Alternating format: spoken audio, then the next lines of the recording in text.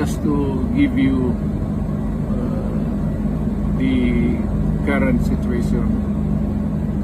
I am about to land sa Hague. Galing ako Dubai. Stopover for it's a long haul, it's a long flight. Okay ako. Do not worry. And I think this is something to do with the law and order noon.